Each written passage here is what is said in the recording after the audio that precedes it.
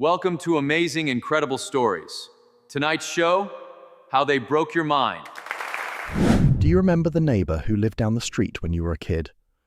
It is likely he possessed nothing more than an 8th grade education, yet he held a command of the physical world that makes a modern university graduate look like a novice. You watched him approach a seized Massey Ferguson engine or a complex legal document with a quiet, terrifying certainty. You could almost see the mechanical gears turning behind his eyes. This was not a search for digital data. It was an exercise in raw common sense and intellectual cleverness. Today, you carry the sum of human information in your pocket, yet your mind feels like a fragmented mess. You are trapped in a digital brain fog he never encountered. This is because he was granted a superior education. He was handed textbooks you were never permitted to read. You grew up in his shadow because he possessed skills to which you were never exposed. You saw it in the local mechanic who could diagnose a failing bearing simply by the sound.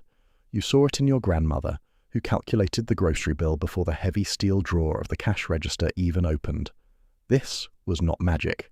It was the result of a rigorous educational system designed to build mental toughness and the capacity for independent thought. To find the source of that old-timer's edge, we must look back to 1880. Imagine a 12-year-old boy in a one-room schoolhouse. He holds a copy of Ray's Arithmetic with hands that have already completed a full day of physical labor. He is performing mental calculations that would cause a modern college student to quit in frustration. He is not searching for a shortcut. He is learning the underlying logic of how numbers function before the state decided to hide the rules from the public. He was not a prodigy. He was simply taught how to use his brain as a tool of sovereignty. He was a typical child who built a mind capable of heavy lifting. He lacked a calculator to use as a mechanical crutch. His desk was not buried under the colourful distractions meant to keep a child's hands busy while the mind turns to mush. He had a slate, a piece of chalk, and the grit to solve the cube roots of 5-digit numbers. Compare this to the modern student, lost in a labyrinth of box method drawings, wondering which square to fill in first. The decline of the American spirit was not an accident. It was a deliberate shift by men who understood that it is much easier to manage a nation of workers than a nation of thinkers. Imagine a kitchen in 1956. You are looking at a man born in the late 1870s. He is a direct, physical link to the birth of the industrial age. If you belong to the post-war generation, you were the apprentice to these survivors. You recall your grandfather, a man who could outcalculate a cash register with effortless speed. He did not merely do math. He held numbers in his head like solid physical objects. You did not require a degree to recognize his brilliance. You could feel the weight of it in the room. His intelligence was heavy-duty. It was a level of raw competence that is nearly impossible to locate in the digital era. That 19th century intelligence was handed directly to you. You were the final witness to a world where competence was the only currency that mattered. To understand why that world vanished, we must look at the wood-panelled offices of the last century. There, the titans of industry sat in high-backed leather chairs and decided the fate of the American mind. Men like John D. Rockefeller and Andrew Carnegie looked across a land of independent farmers and craftsmen, and they saw a problem. The industrial elite were not looking for children who would debate philosophy or question the ethics of the assembly line. They did not want young men who could read the old books and identify a tyrant from a mile away. They required obedient units of production. They needed a quiet workforce that would show up when the factory whistle blew, perform repetitive tasks for 12 hours without a word, and return home to a life of simple consumption. They poured their fortunes into teacher colleges and rigged the system before the first bell ever rang. By purchasing the institutions that trained the teachers, they controlled the curriculum before a single student sat down at a desk. They viewed children as nothing more than components for their machine. You can see their fingerprints on the school walls, where local control was stripped away and replaced by a system obsessed with workforce readiness. They were not building people. They were manufacturing workers. The plan to cultivate obedient minds required a specific set of tools. The social engineers looked toward the laboratories of Germany. There, Wilhelm Wundt was busy stripping away the very concept of the human soul. Wundt argued that a human being was merely a biological machine, a bundle of nerves and instincts to be trained through habit and repetition. This turned the schoolhouse into a laboratory for human control. You can still feel this system today. The bells ring to tell you when to think and when to stop. They fracture your focus into 40-minute intervals. It is a system that values obedience over learning. It was designed to train you to jump when the bell rings and sit down when you are told. Now recall your second-grade classroom. The room is buzzing with silent giggles. Your teacher is a disciplinarian from the greatest generation. She saw the world rebuilt from the ruins of the Great Depression and a world war. She's not there to entertain you. She is a stickler for penmanship and grueling multiplication drills because she's building a foundation. She knows a hard truth the modern world has forgotten. If the basics are not automatic, you will never be free to think for yourself. This system relied on tools like Ray's new primary arithmetic. This was not a mere schoolbook. It was a whetstone for the mind. It lacked cartoons and games to hold your attention. It forced you to work entirely in your head. Paper was a luxury. You had to learn to move numbers around and track them in the theatre of your mind. It did not merely teach mathematics. It altered your cognitive structure. Because of that, not only did your grandfather know the math, but he understood the logic sitting behind the numbers. Then there were the McGuffey readers. These books ensured that your intellect and your character grew at the same rate. You learnt that literacy was a duty. You learnt how to stand your ground when life became difficult.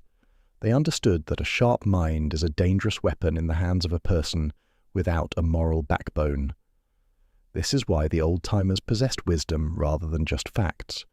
Every lesson was a step toward adulthood and the ability to carry one's own weight. Every element of this education was built to foster intellectual sovereignty. You see it in Harvey's grammar. They taught you that a sentence is merely a thought put into words, and then they showed you how to dismantle that thought.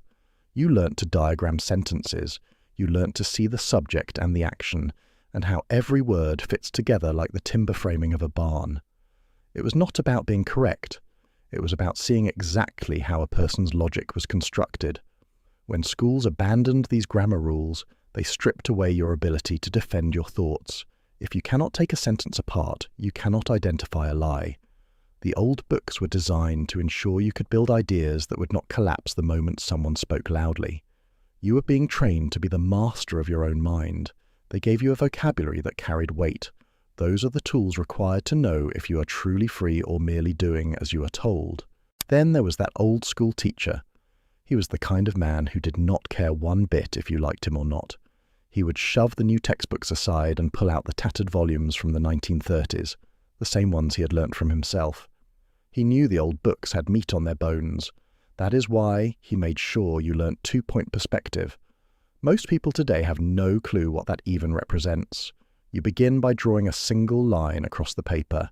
That is your horizon line. It is your eye level. Then you place two dots at the far edges of that line. Those are your vanishing points.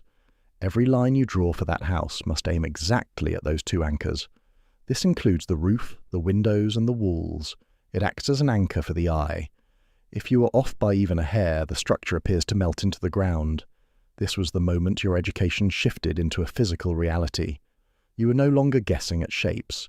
You were calculating the board feet of lumber for the framing and the exact number of nails required for the subfloor. Mathematics was not a hurdle. It was a tool in your belt used to build a world you could actually touch. He was an effective teacher because he was not concerned with your self-esteem. He only cared if your corners were square and your figures added up. He was mentoring you to be an adult who did not require permission, because you already possessed the answers. He knew that math was the secret code required to build a structure that stands straight. To see what has been stripped from the modern mind, one only needs to look at the two worlds side by side. Consider this problem from Ray's higher arithmetic. A man and a boy can mow a field in 8 hours.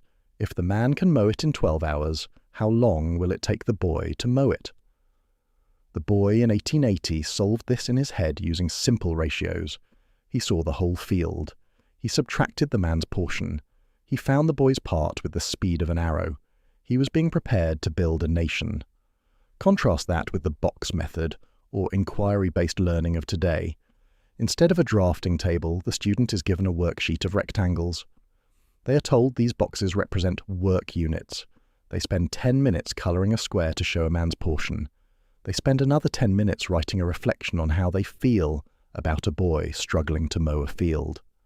By the time they have finished, the student is more confused than when they started. They are so bogged down with the colouring of boxes that they forget they are actually solving a mathematical problem. They are not learning to solve a crisis. They are merely learning how to discuss it. Modern pedagogy claims this helps with conceptual understanding. In reality, it slows the brain to a crawl. It ensures the student remains tethered to the paper and never learns to think with speed. This is the design down plan. They took the direct path and replaced it with a maze of useless steps. By the time the child is finished, he is exhausted. He is convinced he is not a math person. The system did not want him to find the truth. It merely wanted him to follow the instructions.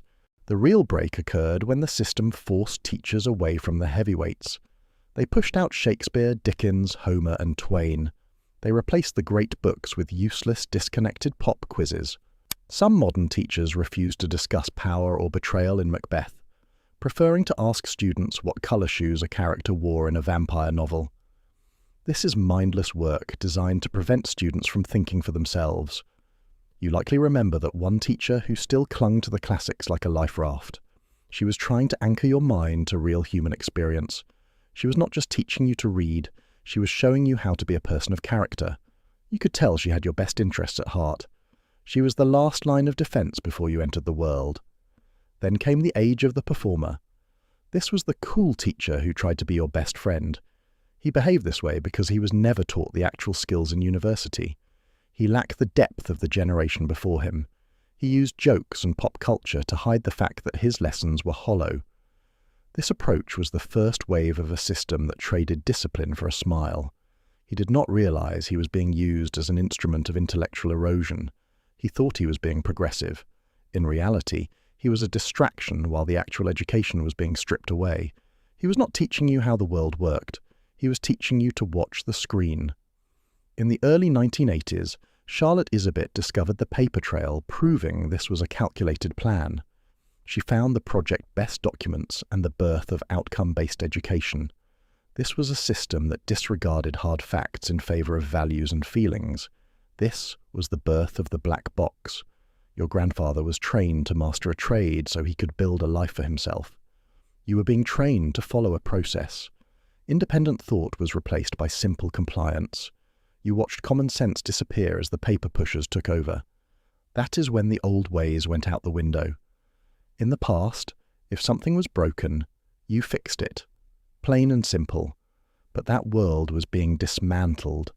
You were pushed into a system where following the handbook mattered more than getting the job done. Real answers were buried under piles of useless paperwork. They did not prepare you for life. They prepared you to be another pencil pusher in the machine. Consider the student of today. The child across the street is trapped in a labyrinth of digital bubbles and mental gymnastics. He is kept occupied without ever being made capable. He is starving for the same manual you were handed, the one that explains how the world actually fits together. Look at a classroom in China. That child is not struggling. He is winning. His command of the language may be flawed, but his command of the logic is absolute. For him, math does not require a story. It is a universal law. Watch him solve that 1880 schoolhouse problem. A man and a boy mow a field in 8 hours. The man does it in 12. How long for the boy? No calculator, no therapy. He simply does the work. He will tell you the answer is 24 hours. He still possesses the math that our own children have been forced to forget. You are beginning to realize the weight of your position. As a boomer or a member of Gen X, you are the final witness who can still see through the screen. You were taught by people who understood how reality works because they had to build it with their own hands. You are the one who still remembers how things are actually supposed to function. You are the bridge back to common sense. The current mess in our schools was not an accident. It was not a lack of funding. It was a setup. They wanted to stop you from thinking for yourself and turn you into a cubicle drone. But that plan fails the moment you look at it for yourself. That child from the 1880 schoolhouse is still there. His books have not gone anywhere. The logic and grammar your grandfather used is still on the shelf. The great books, Macbeth, the Iliad, Great Expectations, they are waiting. Pick one up for yourself. Stop waiting for permission. Start thinking for yourself.